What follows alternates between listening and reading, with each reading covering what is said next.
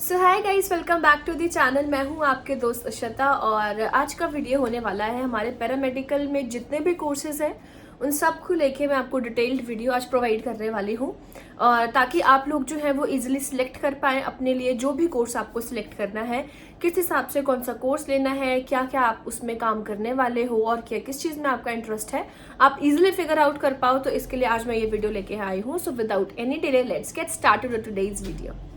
सबसे पहली बात ये आती है कि हमारे पास एचपी पैरामेडिकल एंट्रेंस एग्जाम जो है उसके एग्जाम को क्लियर करने के बाद आपको कौन कौन से कॉलेजेस जो है वो अलॉट किए जाते हैं।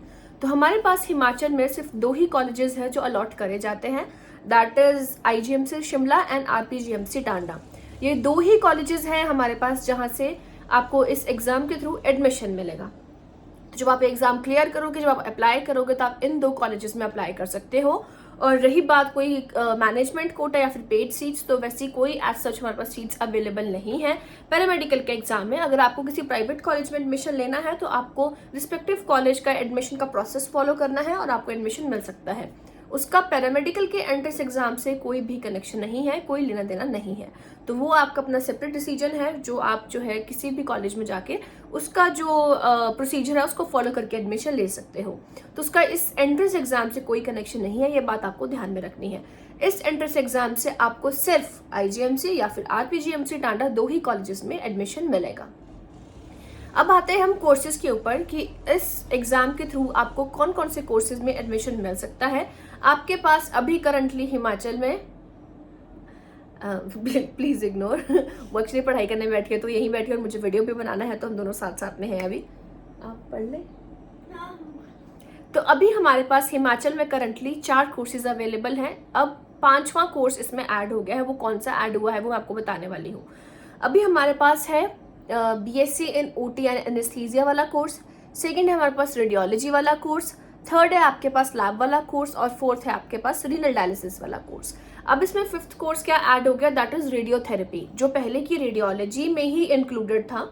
ऐसा नहीं है कि अगर ये कोर्स सेपरेट हो गया है तो आपकी सीट्स बढ़ गई हैं, ऐसा कुछ भी नहीं है। सीट्स उतनी ही है, बस इस कोर्स को उन्होंने 2 पार्ट्स में डिवाइड कर दिया। पहले क्या होता था कि जो बच्चे आईजीएमसी में सिलेक्ट होते थे उनको जो डिग्री मिलती थी लास्ट में, उसमें रेडियोलॉजी प्लस रेडियोथेरेपी वाली डिग्री मिलती थी, और जिन बच्चों को टांडा मिलता था उनको सिर्फ रेडियोलॉजी वाली ही डिग्री मिलती थी, क्योंकि जो रेडियोथेरेपी वाला कोर्स है वो सिर्फ आईजीएमसी में ही है। इसलिए बच्चों को पहले जिनको आईजीएमसी मिलता था उनको रेडियोलॉजी प्लस रेडियोथेरेपी वाली दोनों डिग्रीज एक साथ मिल जाती थी। लेकिन इस साल से इन्होंने क्या किया है कि रेडियोलॉजी को अलग कर दिया है, रेडियोथेरेपी को अलग कर दिया है। तो आपको रेडियोलॉजी लेना है, रेडियोथेरेपी लेना है, वो आपके ऊपर डिपेंड करता है। तो इस तरह से आपको ये एक डिग्री प्रोवाइड कर दी जाएगी। अब इसमें सिलेक्शन प्रोसेस क्या रहेगा, देखो अभी जैसे आपका रिजल्ट आएगा, ठीक है, रिजल्ट जैसे ही आपका आएगा, आपको जो आपका लॉगिन आईडी से जब आप उसको लॉगिन करोगे, आपका जब पूरा अकाउंट आपकी आईडी खुलेगी, तो उसमें आपको क्या करना है, प्रेफरेंसेस सेट करने का ऑप्शन खुलेगा। प्रेफरेंसेस सेट करने का ऑप्शन से ये मतलब है, देखो इतने सारे कोर्सेज हैं, 4 कोर्सेज हैं और 2 कॉलेजेस हैं, है ना। अब आपको कौन सा कॉलेज आप प्रेफर करते हो, कौन सा आपका कोर्स आपकी चॉइस है, आपको चॉइसेस फिल करनी होती है। उसमें नंबर वाइज 1 2 3, पहली प्रायोरिटी क्या है, दूसरी क्या है, तीसरा क्या है, चौथा क्या है, 5वां क्या है, आपको वैसे उसको प्रायोरिटी फिल करना है और अपना जो प्रेफरेंसेस का जो परफॉर्मा है उसको सबमिट कर देना है। ये सब कुछ ऑनलाइन होने वाला है। पहले सब चीज़ें ऑफलाइन होती थी, लेकिन अब सारी चीज़ें जो है वो ऑनलाइन होने लग गई हैं।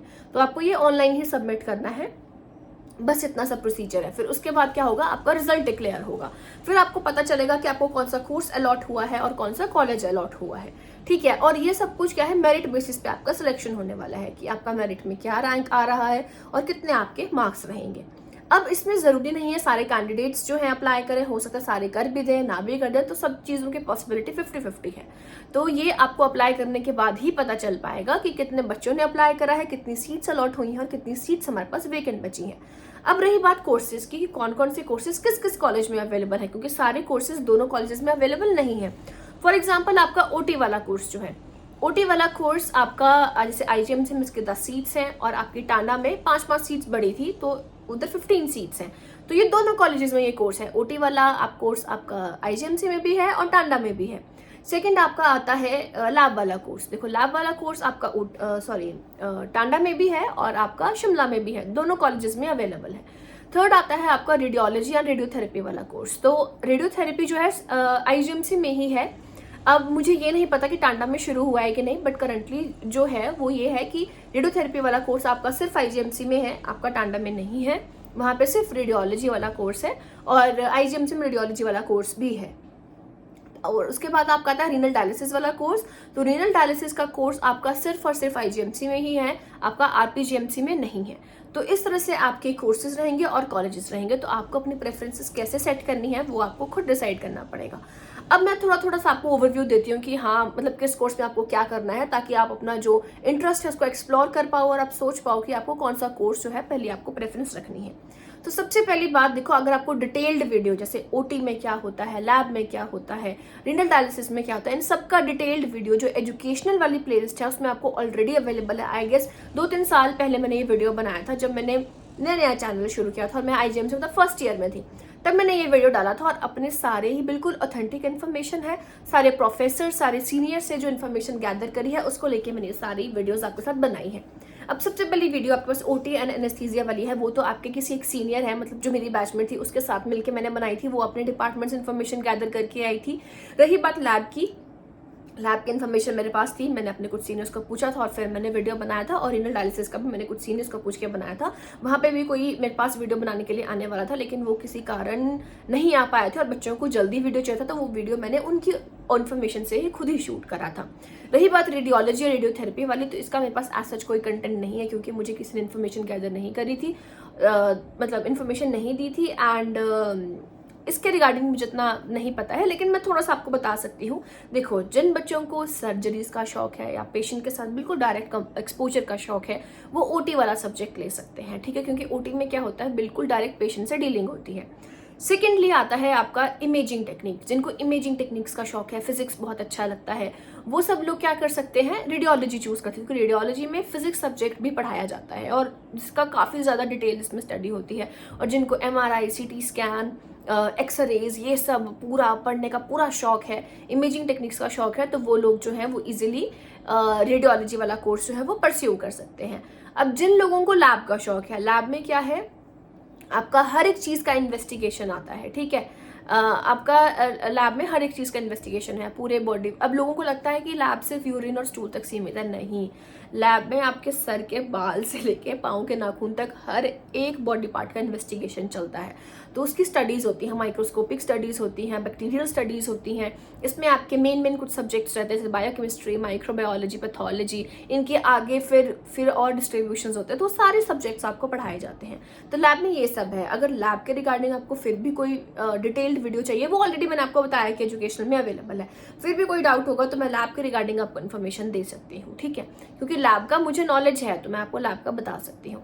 तो लैब में ये सारी स्टडीज़ रहती हैं और उस हिसाब से आप आगे फर्दर अगर आपको स्टडीज़ करनी है तो सभी कोर्सेज में मास्टर्स अवेलेबल नहीं है, तो आपको मास्टर्स अगर करनी है तो आपको उस हिसाब से अपने लिए कोर्स भी चूज़ करना पड़ेगा। तो वो सारा डिटेल्ड वीडियो मैंने उस वाली प्लेलिस्ट में है, आप जाके एक वीडियो देखोगे, आपको पूरा समझ में आ जाएगा कि क्या जॉब स्केल, क्या आपका जॉब के चांसेस क्या रहेंगे और क्या क्या आप आगे फ्यूचर में कर सकते हो, सारा कुछ उसमें एक्सप्लेन्ड है।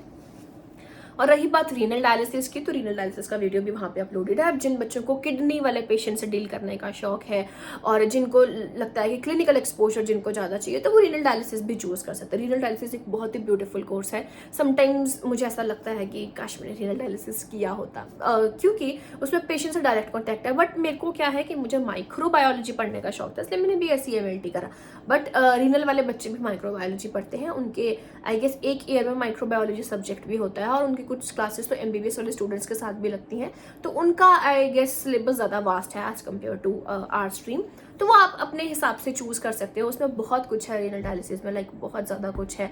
आपको पेशेंट का फिस्टुला बनाना सिखाया जाता है, कैसे डायलिसिस का प्रोसेस करना है, वो सब कुछ उसमें सिखाया जाता है। बहुत ही अमेजिंग कोर्स है रीनल डायलिसिस का भी, जो मुझे पर्सनली ऐसा लगता है। और रही बात कंपटीशन और जॉब स्कोप से, देखो कंपटीशन हर जगह है। अगर आप आज की डेट में MBBS भी कर रहे हो, VDS भी कर रहे हो, BBSc भी कर रहे हो, आपको कम्पीट हर जगह ही करना पड़ेगा। स्कोप आपको खुद बनाना पड़ेगा। अगर आप ठीक है कोई प्रोफेशनल कोर्स कर रहे हो, मतलब आप पढ़ाई नहीं कर रहे हो, आप कोई अच्छी रैंक अपनी हासिल नहीं कर रहे हो, आपके एकेडमिक्स अच्छे नहीं हैं, तो उस कोर्स को करने का क्या फ़ायदा है। पढ़ाई तो आपको हर जगह ही करनी पड़ेगी। और ऐसा नहीं है कि देखो, मेडिकल स्ट्रीम एक ऐसा स्ट्रीम है जिसमें हर एक कोर्स में कोई ना कोई वैकेंसी आती ही आती है। गवर्नमेंट के लिए आप कहीं ना कहीं, ऐसा है ही नहीं कि अगर आप ये एक प्रोफेशनल कोर्स करोगे तो आप घर पे वेले बैठोगे, ऐसा हो ही नहीं सकता है। आपको कहीं ना कहीं से जॉब अपॉर्चुनिटीज मिलेंगी ही मिलेंगी। बट हाँ, वो आपके ऊपर डिपेंड करता है कि आपने अपना क्या लेवल सेट करा है। अगर आपका लेवल अच्छा है तो सामने वाले को क्यों आपको नहीं रखना चाहेंगे, आपको रखना चाहेंगे, पर वो रास्ता आपको खुद बनाना है।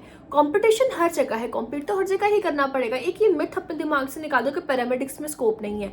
हर जगह पैरामेडिकल की वैकेंसीज निकलती है, एम्स में निकलती है, पीजीआई में निकलती है, आपका स्टेट गवर्नमेंट इसकी वैकेंसीज निकालता है। वो अलग बात है कि हर एक गवर्नमेंट का अपना अपना प्रोसेस रहता है किसी भी चीज को करने का। लेकिन होता है, ऐसा नहीं है कि अगर आप ये कोर्स करोगे तो आपको ऐसा पछतावा होगा कि आपने ये क्यों करा है, अनटिल अनलेस कि वो आपके इंटरेस्ट की बात नहीं है। अगर आपके इंटरेस्ट की बात है तो बहुत अच्छी है, अगर इंटरेस्ट की बात नहीं है तो मैं यही कहूंगी कि आप वो करो जो आपको पसंद है। जबरदस्ती कहीं घुसने की जरूरत नहीं है, क्योंकि जेन्युइनली कई लोग ऐसे हैं, कई स्टूडेंट्स ऐसे हैं जिनको इस सीट की बहुत ज़्यादा ज़रूरत है, इस कॉलेज की बहुत ज़्यादा ज़रूरत है। अगर आपको लगता है कि आप जबरदस्ती ये चीज़ कर रहे हो तो बैक ऑफ कर जाओ। जिनको ज़्यादा नीड है एटलीस्ट उनको ये चीज़ आप आगे करने दो, मुझे ऐसा लगता है। क्योंकि बहुत बच्चे ऐसा करते हैं कि आएंगे, सीट छोड़ के चले जाएंगे। अब आपने तो वो कोर्स नहीं करा, ठीक है, लेकिन वो जो सीट जो थी, हो सकता है किसी और कैंडिडेट को आपसे ज़्यादा ज़रूरत है उस चीज़ की, तो लेट हिम डू दैट या लेट हर डू दैट, कि वो उस जगह पे आ सके। अगर आपको अपना पता है कि आपने छोड़ना है तो मुझे लगता है कि जिसको ज़्यादा ज़रूरत है उसको इस चीज़ को करने का मौका मिलना चाहिए, क्योंकि सीट मिलना बहुत मुश्किल होता है। और कई कैंडिडेट्स ऐसे हैं जो हमेशा चाहते हैं कि वो अपनी लाइफ में बेटर करें, क्योंकि हर बच्चा हर एक कोर्स से सेटिस्फाइड नहीं होता है, ठीक है। कईयों को है कि उनको एमबीबीएस करना है, तो मुझे लगता है कि अगर आपको लगता है आपको एमबीबीएस ही करना है तो आप एमबीबीएस की ही तैयारी करो। आप इस कोर्स के साइड वाइज भी कर सकते हो, ऐसा नहीं है, बट स्टिल मतलब एक वो रहता है ना कि शायद आपसे ज़्यादा ज़रूरत किसी और बच्चे को सीट की है, तो वो उस बच्चे को लेने दो। अगर आपका मन है छोड़ने का तो आप पहले ही छोड़ दो। बीच में छोड़ना, और छोड़ना भी आज सच इतना ईजी नहीं है। अगर आपको कोर्स छोड़ना है, आपके क्या होता है कि जितने भी ओरिजिनल डॉक्यूमेंट्स होंगे 10th +2 जो भी आपके उसमें लगे हैं, एप्लीकेशन फॉर्म के टाइम पे जितने भी डॉक्यूमेंट्स लगे हैं, वो सारे डॉक्यूमेंट्स आपके कॉलेज में सील होके सबमिट कर दिए जाते हैं। तो आप अपने डॉक्यूमेंट्स तब तक नहीं वहां से रिलीज कर पाओगे जब तक आप 3 साल की फीस जो है वहां पे नहीं करोगे। अगर अभी मुझे करंट फीस नहीं पता, लेकिन जब हमारा कोर्स था तो 14,000 फीस हम लोग पे करते थे। तो अगर मान लो कि मैंने एडमिशन ले लिया है, मैंने अभी आपको जिस दिन आप काउंसलिंग होगी, जब आप डॉक्यूमेंटेशन के लिए जाओगे, आपको उसी टाइम अपनी फीस पे करनी पड़ती है। आप अपनी फीस पे करोगे, फीस पे करने के बाद ही आपको सीट अलॉट होती है। या अब ऑनलाइन का मुझे प्रोसीजर नहीं पता कि फीस बाद में पे होती है कि पहले पे होती है, लेकिन फीस आपकी जैसे सबमिट होगी उसी टाइम आपके ओरिजिनल डॉक्यूमेंट्स वो लोग अपने पास रख लेते हैं, और जैसे ओरिजिनल डॉक्यूमेंट्स रखेंगे तो वो सील हो जाते हैं। अगर आपको कोर्स छोड़ना है तो आपको 3 साल की पूरी फीस यानी 42,000 आपको पे करना पड़ेगा, या फिर आपकी जो फीस है वो आपको 3 साल की पूरी पे करनी पड़ेगी। तभी आपके डॉक्यूमेंट्स रिलीज होंगे और तभी आप कहीं और एडमिशन ले पाओगे। तो ये बात अपने ध्यान में रखना है, ठीक है। और मैं यही कहूँगी कि जिनको ज़्यादा ज़रूरत है प्लीज़ उनको सीट लेने दो, क्योंकि अगर आपको लगता है कि आप कुछ ज़्यादा अच्छा कर सकते हो तो मुझे लगता है कि बिल्कुल डेडिकेटली आपको वही चीज़ करनी चाहिए। बाकी आपकी अपनी चॉइस है, आप ले भी सकते हो, छोड़ भी सकते हो, आपका डिसीजन है, आपका पैसा है, मेरा कुछ नहीं है इसमें। बट स्टिल मुझे लगता है कि जिनको ज़्यादा ज़रूरत है उनको कर रहे हैं, तो क्योंकि अगर आप ले लोगे फिर आप छोड़ दोगे, फिर बाद में कोई सीट के लिए अप्लाई नहीं कर सकता, वो सीट वैसे की वैसे वेकेंट डिक्लेयर हो जाती है। तो ये मेरा मेन पॉइंट है। बाकी कोर्सेज का मैंने आपको बता दिया कि अगर आपका क्या इंटरेस्ट है, आपको कौन सा कोर्स लेना चाहिए। और अगर डिटेल्ड वीडियो आपको चाहिए तो ऑलरेडी अवेलेबल है चैनल पे, तो आप एजुकेशन वाली प्लेलिस्ट है उस पर जाके आप देख सकते हो, और वहाँ पे आप जाके पूरा एनालाइज कर सकते हो कि आपको कौन सा कोर्स जो है वो लेना चाहिए अपने पूरे फ्यूचर स्कोप्स को देखने के बाद। फिर भी कोई डाउट रहेगा इंस्टाग्राम पर DM कमेंट सेक्शन में से पूछ लेना। सो फिर मिलते हैं आपसे अगली वीडियो में, till then take care, good bye.